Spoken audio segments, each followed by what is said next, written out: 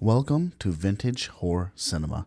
This is the third episode in an audio series where we explore unsettling, frightening, and haunting radio shows from the golden age of radio. In this episode, we are listening to Author and the Thing from Lights Out, a radio program from the 1930s and 40s. Enjoy this haunting transmission from the past. This is Arch Oboler bringing you another in our series of stories of the unusual. And once again we caution you, these lights out stories are definitely not for the timid soul.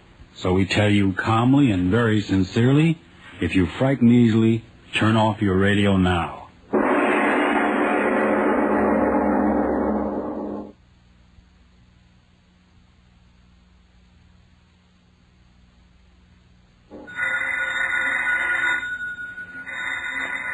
Miss Goddard, answer the phone, please. Yes, Mr. Oboler. Yes? Oh, yes, Miss Harrison. Here he is. Mr. Oboler? Yes? Miss Harrison. Oh, thank you. Hello, Joan. How's the family lady? Oh, yeah. How am I in trouble? Well, the last light's out. I just don't know what to write about. Oh, no, I got plenty of ideas, but... well, men dying in foxholes, and what am I doing? Thinking of fantastic... Well, thanks very much, but I still insist that I ought to be... Yeah, okay. Sure, I'll make this last one a good one, and then that'll be that. If I live through it. Huh? No, I was just talking to myself. I've been doing that rather consistently these last few days. Yes, I guess all those zombies and ghouls and loup-garoos have finally caught up with me. Yeah, I know. 2 aspirins and a glass of water every half hour. Now look here, Miss Harrison, don't worry about me.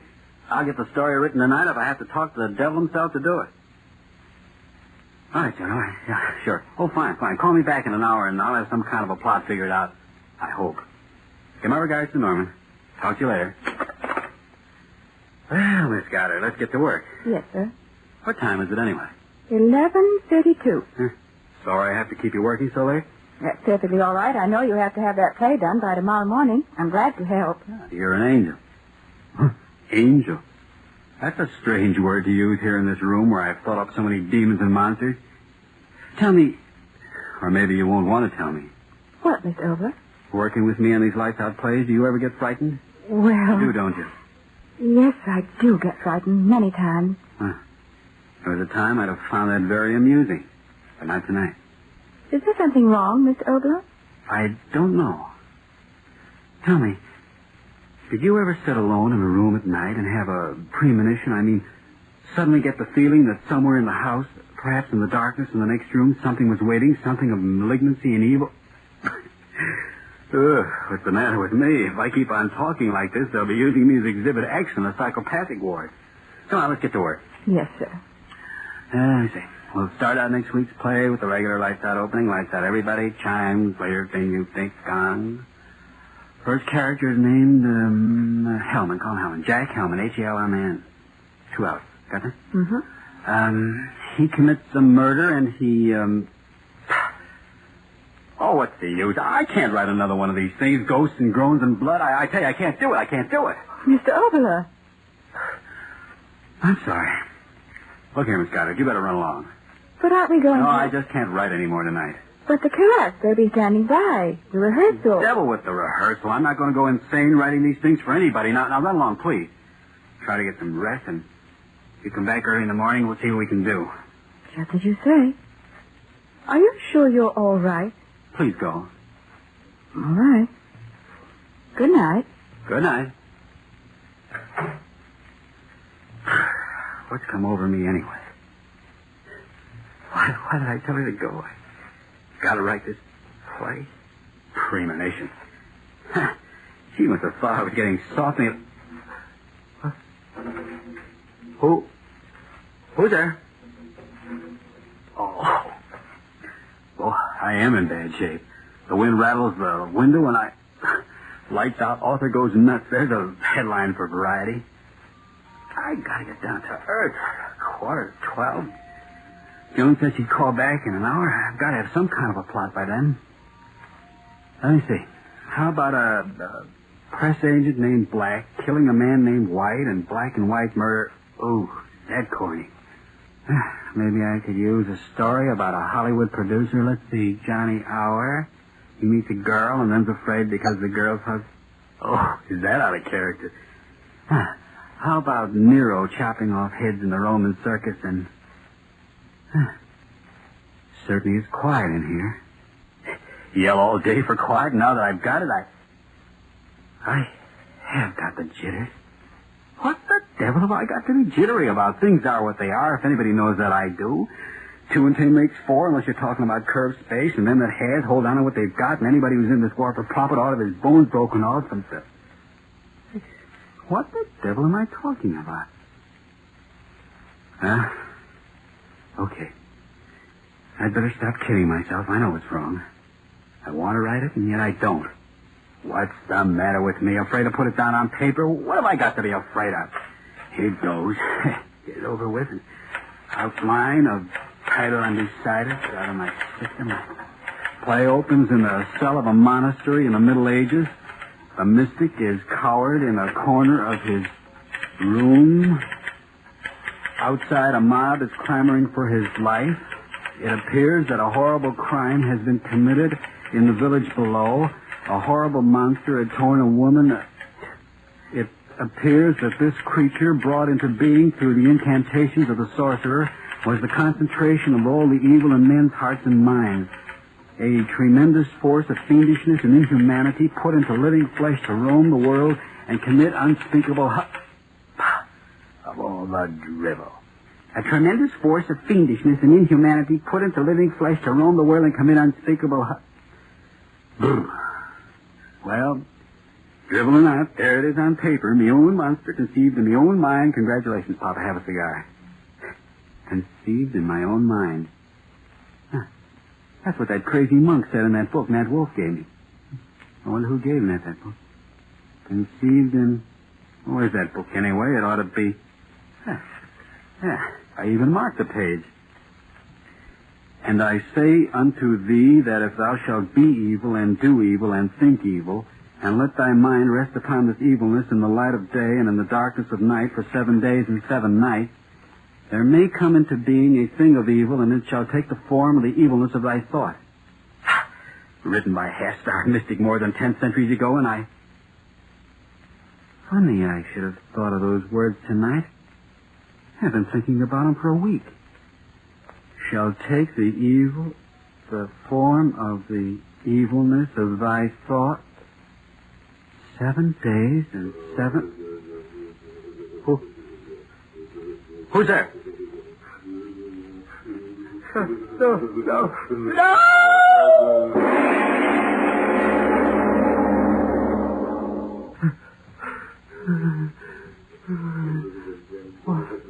What the... You in my mind.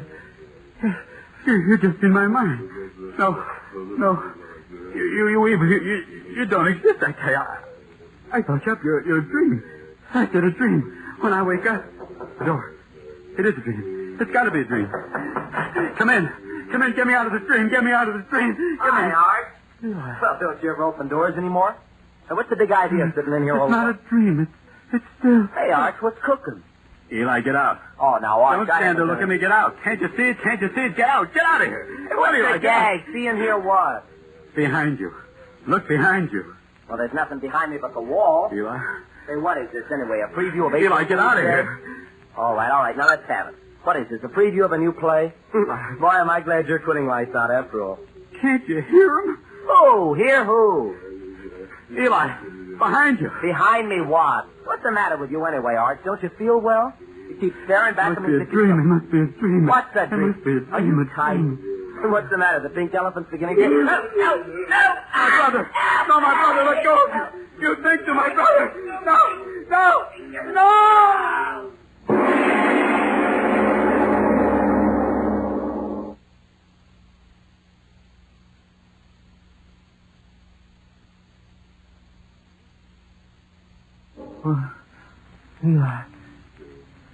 Eli?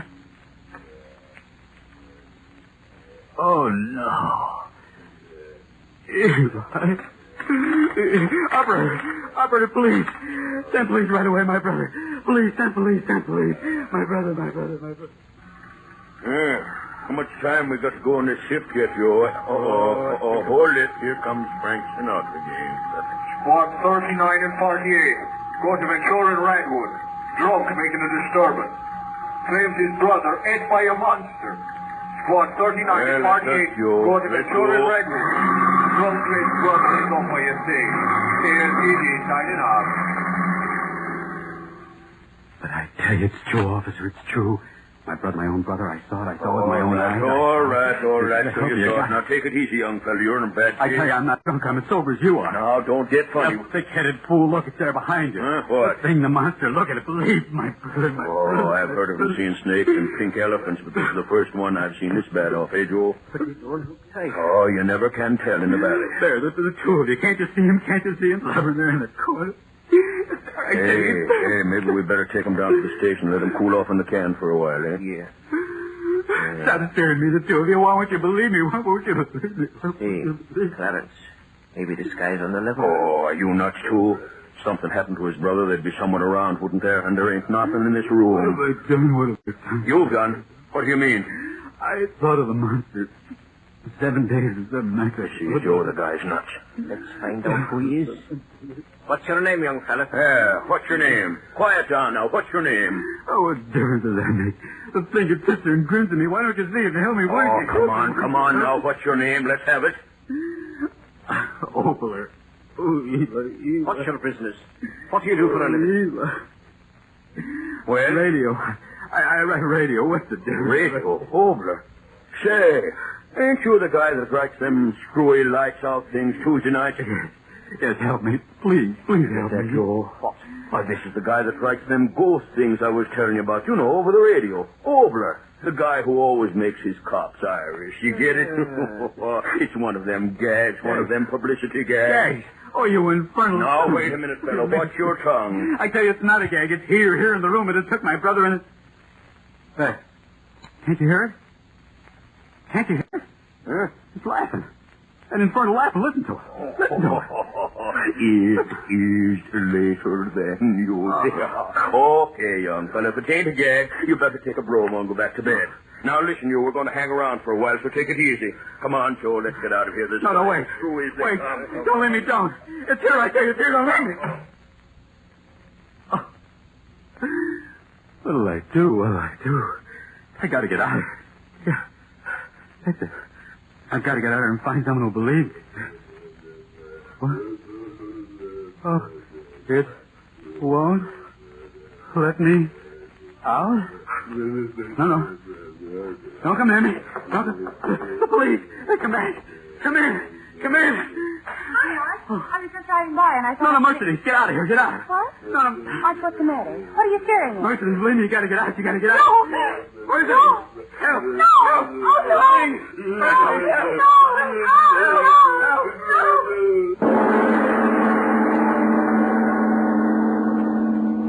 Oh, no. Oh, no. Hey, what's going on here? Didn't we tell you to go to bed? Is that the way to act? We heard you screaming all the way down in the... Oh, no. Where did she come from? Her corn. Give me a gun. Huh? That thing in the corner there. Won't you look at it? Won't you believe me? Give me that gun. Get away from me. The gun, I'll shoot it. I'll shoot it. No. Stand we are. Let's have a slug. Huh? You got it coming to you, that girl. They'll burn you for it as sure as my name's Clarence McMinzer. And I'd like to be the guy that pulls the switch.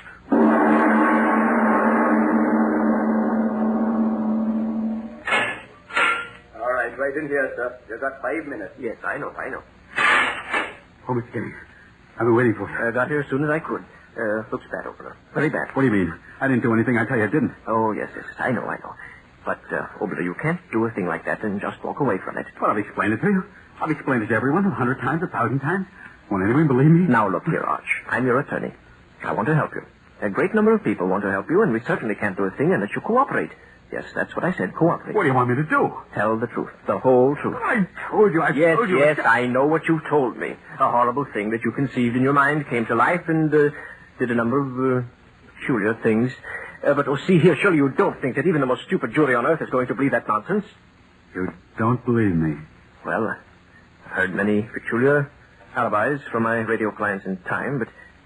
Well, listen, if you want to plead temporary But I'm not insanity... insane. I'm not insane. I'm not Then insane. let's hear a sane explanation of what happened that night.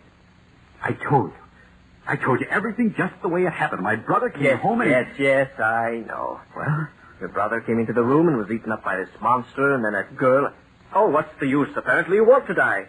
I've tried so hard to make you understand. I've tried to make you understand that if you don't stop this infernal nonsense and hurry up and tell me the truth of what really happened, you'll either find yourself taking a one-way walk to the electric chair or wake up in a padded cell in an asylum for the criminally insane. What? The fact of the matter is they've already appointed a lunacy commission to pass on your case. Lunacy? Oh, see here, Arch. Wait. No, wait. Let me talk. Go right ahead. That's what I want you to do. Maybe I am insane. I don't know. At first I told myself it was nothing but a nightmare. That I'd wake up and find it had all been nothing but a weird dream that never really happened. But it's not a dream and no one will believe my story, not even you. It's such an irrational story. How can you expect anyone to believe it? Now, take that part about your brother being devoured alive by this monster. It happened. It happened just as I said it happened. It's common knowledge that your brother is pre-induction vacationing up north with your mother. He came back. You mean they are coming back. I sent your brother a wire to come back and bring your mother home at once. They ought to be here today. My brother's dead. Well, that's your preposterous story. This monster who's supposed to have committed all these crimes. Where is he? Where did he come from? Where has he gone to? I don't know. Did the police see him? No. Did anyone see him? No. Oh, Arch, if you're going to think up an alibi to save yourself, for heaven's sake, think up a better one than that one. I'm not trying to think up alibis. I'm just trying to explain what happened to you and maybe to myself. I haven't believed much during my life, except perhaps that somewhere there was a power that went beyond life and death. What happened to me isn't explainable in any terms that you and I... But, Mr. Gang, I tell you it did happen. I thought of a monster for 7 days and 7 nights in my own mind. And like that prophet of the Middle Ages warned, the evil thing came to life, and yet only I could see it and hear it. And do you see and hear it now? No. That's what I can't quite understand. Perhaps the horrible thing only has life when I think about it intensely. That's it. It only has life when my thoughts give it life. Like an idea. Don't you see, Mr. Gang? Like an idea only exists when you think of it. Your thought gives it life. And that's the way it is with that terrible thing. Listen. Listen. Do you hear him? There he is in the corner. I tell you, he's there. Don't you hear it? Blubbering and slobbering. I see it now. I see it. You think? I'm not afraid of you anymore. You hear me? I'm not afraid. I'll kill you. I'll kill you. Over. God. Help. God. I'll kill you. He's gone insane.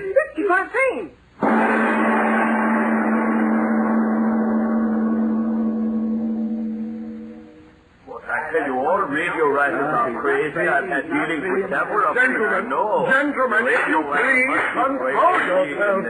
Mr. Pelletier, please. Dr. Schmidt, put down that bottle. Are we a lunacy commission or lunatics? And you too.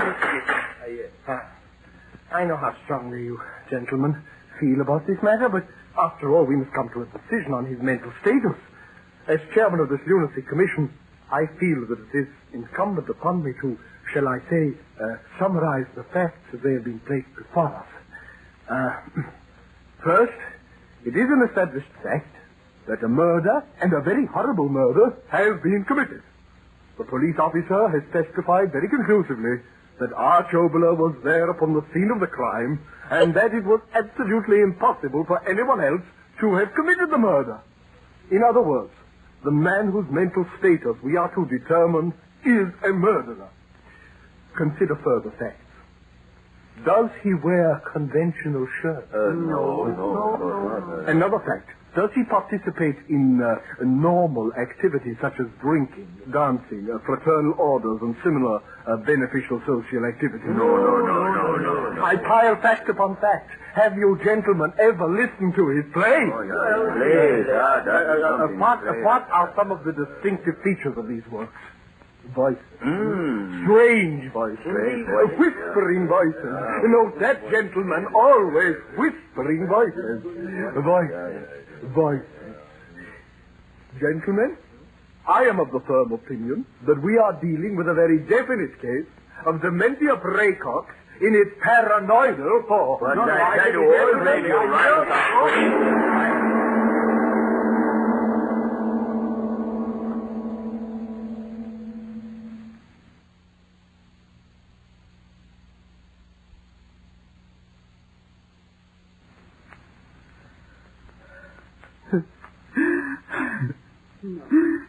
No, Arch. No. A lifetime in an insane asylum. Oh, my. I'm not insane. I tell you, I'm not insane. No, of course you're not, son. But don't excite yourself anymore. Please. But don't make me go. If there was only some way I could make them see the things I see. Mother, you believe what I told you, don't you? Yes, dear, of course I do. If Eli would only get back. Eli? But I told you Eli would... You're like the others. You don't believe me. Now I know you don't. You will believe. I'll make you believe. Sing. Sing wherever you are. Listen to me. I think of you. Here, I think of you. I give you life. I give you life. You hear, Mother? You hear it does exist? It does? No, don't get so excited. There, Mother. It's right behind you. Turn, see, believe. Oh, you see, Mother. You see it. I'm not insane. I'm not insane. No. My mother. Sing, my mother. No. No. Not my mother. Not my mother. Not my mother. Not my mother. Not my mother.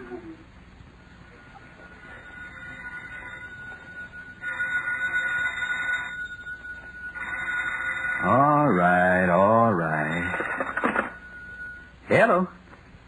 Oh, yes, John. Midnight already? Yeah, I've been sitting here very comfortably, and I finally thought up the plot line, and believe me, it's quite a brainstorm. I die. Sure. It's my final broadcast, so why not? No, I'm not gagging. Listen to me. You know, it's all about a monster that I conceived in my own little-bitty mind, and it comes to life. Honestly, I haven't had a Coke in hours. It's going to be one of those, crazy stories inside of a story. Now listen. The way I've got it figured out is this. Now, I'm supposed to be sitting here thinking of this horrible monster, and suddenly I turn around and there it is, see? And my young brother comes in, and this monster eats him up alive, and then Mercy McCambridge comes in, and she... Wait a minute, Joan. Hold it for a minute. I think someone came in. I imagine it's Bernie. I'll see who...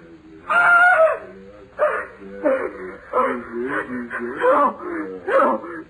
Joan, listen. That thing, it's true. This time it's really happening. No.